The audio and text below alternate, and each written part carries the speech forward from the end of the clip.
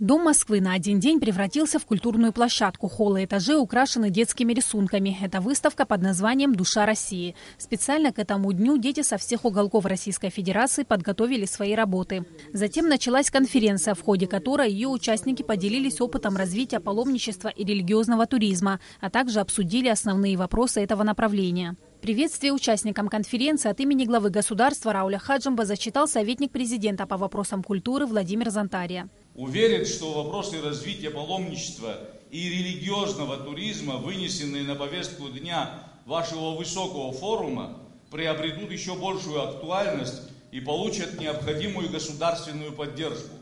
Нас воодушевляет то, что в углубляющийся процесс культурного обмена вовлечены выдающиеся творческие личности, представляющие многонациональную литературу и искусство России и Абхазии. От всей души поздравляю всех участников Дней России в Абхазии с открытием большого праздника культуры. Желаю всем вам, дорогие гости, отличного настроения, новых творческих свершений во благо наших стран и народов.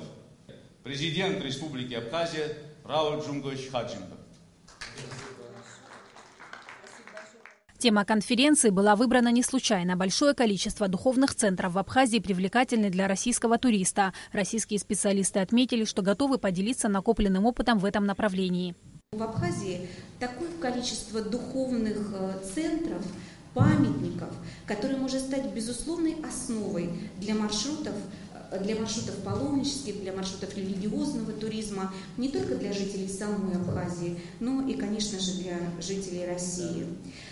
Мы прекрасно понимаем, знаем, что наши страны объединяют такие глубокие исторические духовные связи, что у наших людей есть неприходящий интерес к Абхазии. Он передается из поколения в поколение, и сегодня никому не надо объяснять, что это за республика, где она находится на карте мира.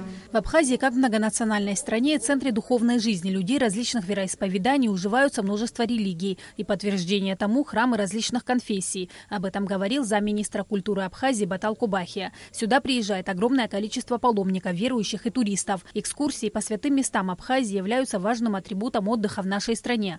Замминистра по курортам и туризму Астамур Ахба привел статистику и рассказал о первоочередных шагах для развития туристической отрасли и паломнического направления в целом. На встрече обсуждались проблемы туризма и необходимость поддержки паломничества, являющегося одним из связующих элементов духовной культуры наших стран. Говорили о возможности продолжения новых туристических маршрутов этого направления. Докладчики представили красочные презентации маршрутов религиозного туризма и паломничества в России и Абхазии, проводили аналогии и делились опытом привлечения туристов и гостей. А проведя анализ, мы увидели, что наибольший поток туристов именно там, где находятся религиозные святыни. Именно туда в первую очередь едут.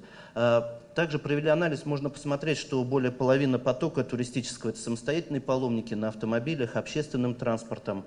Далее уже паломнические службы, которые принимают. И, конечно же, те туристы, которые пользуются услугами турфирм. На конференции отмечалась необходимость совместных проектов в паломническом туризме, и данное мероприятие позволит наметить дальнейшие планы сотрудничества в этом направлении. Затем участники конференции ответили на вопросы журналистов. Для нас 2016 год в плане взаимодействия двух министерств он особенный. Тот подписанный план мероприятий в рамках Санкт-Петербургского международного форума, он позволил нам расширить наше сотрудничество.